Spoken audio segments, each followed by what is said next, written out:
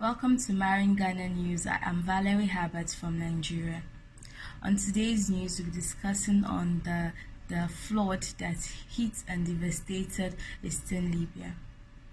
On September 10, 2023, two dams with cracks which were reported as far back as 1998 burst after the storm Daniel hit the eastern Libya, unleashing a deadly and devastating torrent that swept through Derna, a city of about 100,000 people.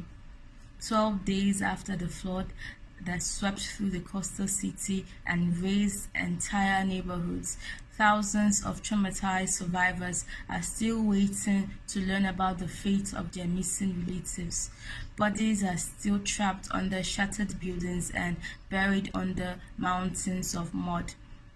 In the first few days after the disaster, the rescue team and volunteers hurriedly buried hundreds of unidentified bodies, although the authorities said DNA samples were taken in hope that they could be identified later. Several families have vanished, according to a Derna resident, Mohammed Ward, including the Bozim family, the Fashani family, the Chiani family, the Karaz family, the Khalidi family, and the Snidel family.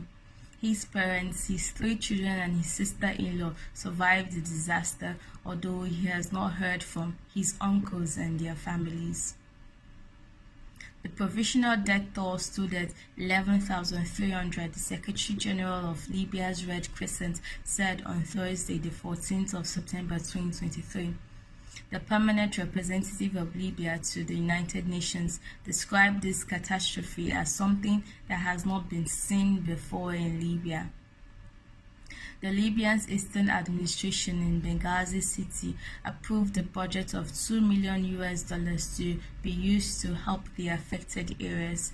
The parliament also announced that a committee has been set up to follow up on the measures for the aftermath of the flood.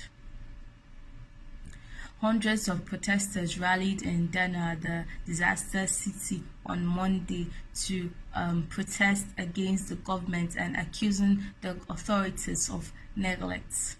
The demonstrators gathered outside the city's Grand Mosque and chanted slogans against the Libya's East Parliamentary and their current leader, Saleh. The demonstrators asked and demanded that a United Nations office should be built in Derna and the reconstruction of the city should start, plus compensation for all affected residents. On Monday, the United Nations warned of a disease outbreak that could lead to a second devastating crisis. Thousands of traumatized residents are homeless and badly in need of clean water, food, and basic amenities. The disease control in Libya quickly responded and acted and banned the citizens from drinking water from the main, saying that it was polluted. The World Health Organization has promised to support Libya in financial funds in addition to the emergency, trauma, and surgical supplies that will be sent in. Emergency aids and workers have been sent from various countries, including Greece, Egypt, France, Tunisia, Turkey, Russia, and the United Arab Emirates. On Monday, the United Nations, which had launched an emergency appeal for more than $71 million, said that 9 of its agencies were already delivering aid and support to the survivors. The European Union also said it was giving about 5.2 million euros as humanitarian aid to Libya. Amidst this chaos, the rival Libyan administrations are seen to have set aside their differences and collaborate in aid efforts.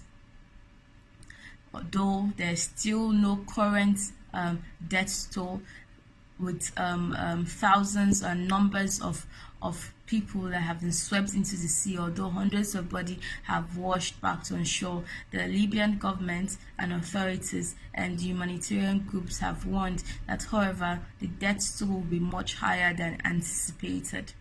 From the Marin Ghana News, we are sending all our love to the displaced citizens and families that have lost their loved ones.